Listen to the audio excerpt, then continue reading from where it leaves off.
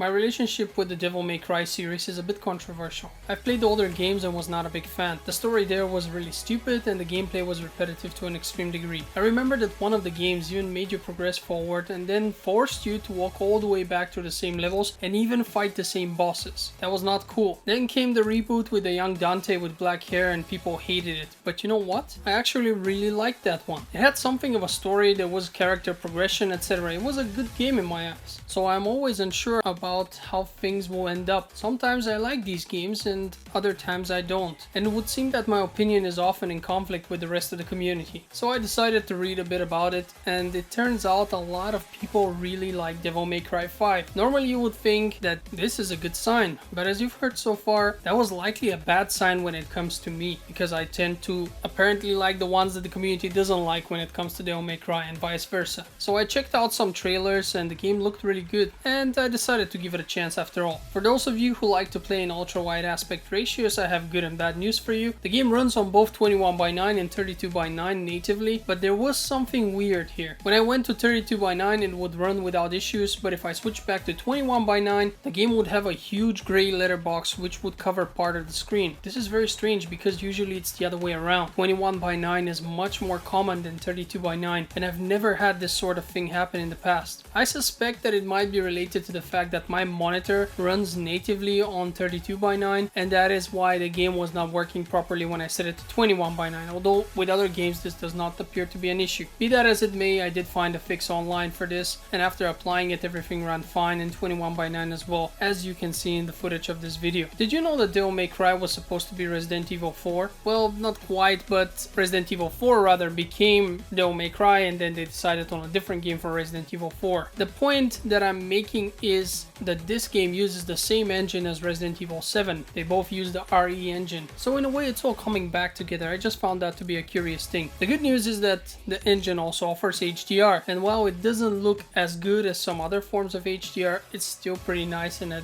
huge plus that we have it. Besides that, the game looks good, although some of the urban areas appear to be designed quite poorly. Some of them look like what a PS3 game would offer in terms of detail, while others look really nice in detail. It's a bit of a mixed bag, but where the game shines is its cutscenes. They are over the top and very entertaining. The character models are all very nice to look at. The enemies and bosses are interesting, but it feels like there's not enough variety here, especially during the game's first act. The protagonist that we play as at the beginning is Nero, but the player will have plenty of opportunity to also play as Dante, and the new character is simply referred to as V. They are all very different, and that adds to the feeling of variety which was often missing from the previous titles of the series. Nero uses a sword, a gun and various attachments for his missing arm. These replacement arms all have a secondary fire option which consumes the whole arm when used, but is powerful enough to often justify it. I found these to be quite gimmicky, especially because some of them are a lot more useful than others. One has to consider that the alternate attack needs to be charged, and if you take a hit during that charging process, your arm will break without actually having the ability ever activate. It's a risk-reward thing. Nero is a good starting character and particularly good for noobs such as myself. V on the other hand is probably the most unique of the three. He doesn't attack on his own, but rather uses his three demonic summons to do his bidding. A bird demon, which fires from a distance, a panther demon, which does his melee attacks, and the last of the three, Nightmare, which can be called when his devil trigger bar is full, and that bar fills up by you attacking, hitting, getting hit. A lot of things will fill that bar, so it is something that you can fill up relatively quickly and then summon that beast. The thing about V is that while his demons can hurt any enemy, they can't actually kill them. V needs to perform a finishing move on them in order for that to happen. There's only one exclusion, and that is his Nightmare summon, which will not only cause havoc on the battlefield on its own, but will also finish off anything stupid enough to be in its way. At first I found V to be a bit difficult to get used to, especially because playing him can feel very passive, since all he does is stand around while his demons do his dirty work. But as I got better with him, I started to really enjoy the change of pace. His character is also very interesting. On one end you have Nero and Dante, who are both cool in every conceivable way. They're confident to a fault, super strong, have a sense of humor, and love to tease their opponents before killing them. V on the other end is like the emo kid which somehow became part of the group and adapted. He's different but interesting and cool in his own way. V does exhibit some characteristics we see in the other two at times though. For example, he will also occasionally mock his enemies before finishing them off. Moving on to Dante, if you've played any of the previous games you know exactly what to expect. He's a badass and he knows it. Playing him however is difficult. Not only does he use a multitude of both ranged and melee weapons, abilities, but he also has 4 combat styles which can be changed at will. His Devil Trigger is a transformation which boosts his damage greatly. Here's where I want to talk about one of the game's quality of life features. It offers a function which will automatically switch between attacks, weapons, and styles. I call it the noob setting. I have to admit that I would have not been able to enjoy Dante if this setting hadn't existed. He would have been far too complex for me to master. You see, the game likes to lock you in these arena battles where you have to first kill all the enemies in order to be allowed to progress. As you do that, you also get rated. In order to get a higher rating and potentially more red orbs, which you can use to upgrade your abilities, you have to perform more complex combo moves. The more attractive your fighting style, the better your mark at the end of the fight. And since I have mentioned upgrades, allow me to express my displeasure with the upgrade system. The game lets you upgrade each of the characters individually. What I found annoying here is that some of these upgrades are basic and identical, such as being able to run faster. I would have preferred if those were applied to all of them by buying it once. The issue with that is that if you play as Nero, which you will at the beginning of the game because you have no other choice, you upgrade him and buy him the sprint and the double jump and a few others, as well as some more advanced combat abilities, and then you suddenly get to play as V, who can't run fast until you buy that for him as well. Since you did not know of this, you have to now collect orbs for that again and pay for this all over again. The game then lets you choose which character you want to play as, and you are tempted to go as Nero again simply because he has more abilities by now, and then Dante is thrown in there as well for good measure, just as you have leveled up V a bit. Now the process repeats. This makes every character less appealing, especially Dante because he comes last, so at some point of the game you get to choose between the 3, and you have your first character who you've been leveling up from the beginning of the game, the second one who maybe you've leveled up a bit or a lot, I don't know, depending on how you play, and then comes Dante, who's basically, you know, a level 1. There are no numbers for the levels, but you get my idea. He just doesn't have a lot of these quality of life skills that you can buy for him, like double jump, faster running, and it's kind of a pain to do this all over again. They should have made it so the advanced combat techniques for each character have to be bought individually, but these standard things like faster running, things that were even available in the first games without the necessity of any kind of upgrades, should at least be available to everyone once you buy them, so that the characters don't seem so disproportionately different and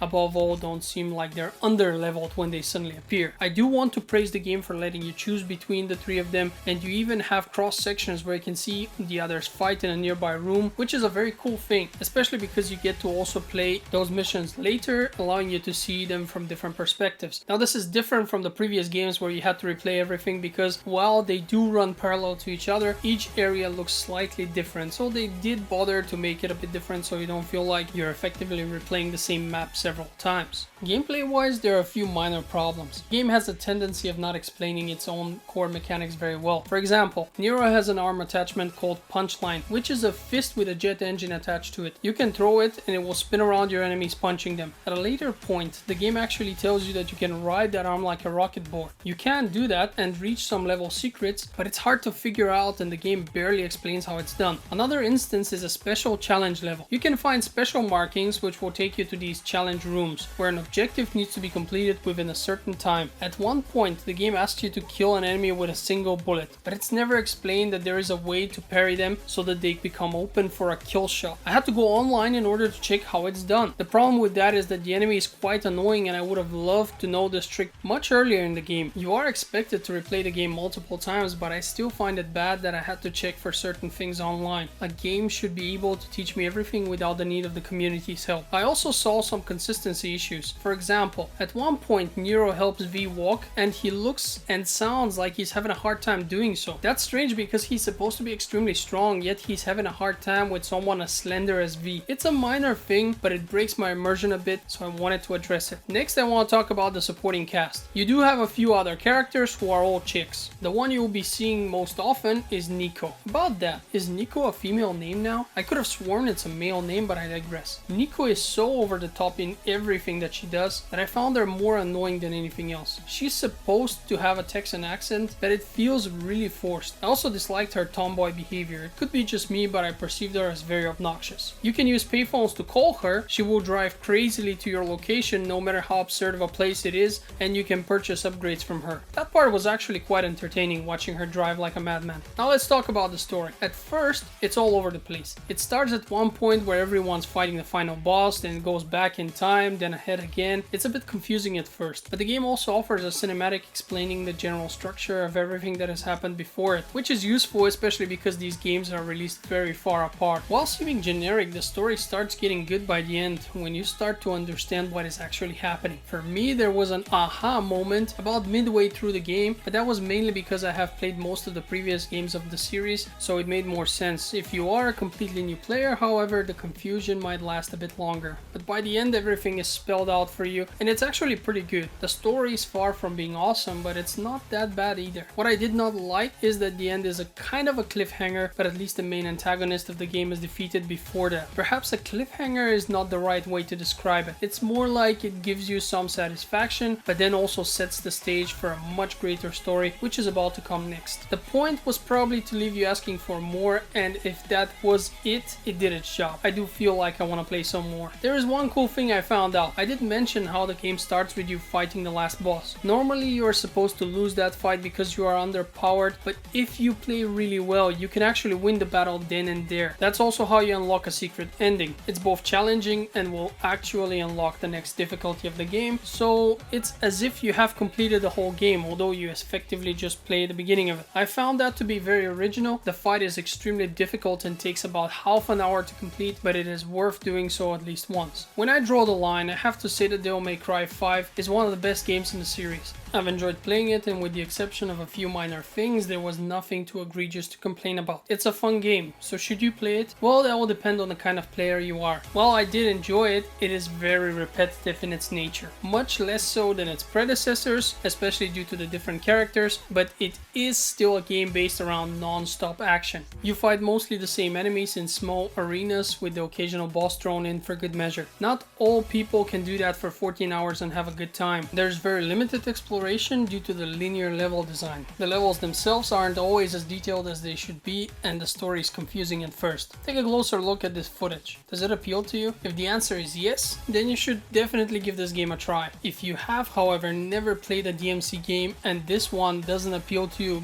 based on its appearance and what you're seeing in this video, then I would advise you to avoid it. Devil May Cry 5 is a good game, but it targets a specific type of player. It doesn't take itself seriously, it's over the top, and bases its gameplay almost entirely on action. So keep that in mind. Last but not least, I want to remind my viewers that I'm continuously posting links to free games on my Patreon page. Even if you cannot support me through Patreon, be sure to check it out regularly because I post links to free games constantly there. The posts are public, so even non-patrons can see them. Why not treat yourself to some free games for Steam or any other digital store? So remember to check out my Patreon regularly if you haven't done so already. Go ahead and click the Patreon link in the description of this video right now to check if there are any games, and actually there are.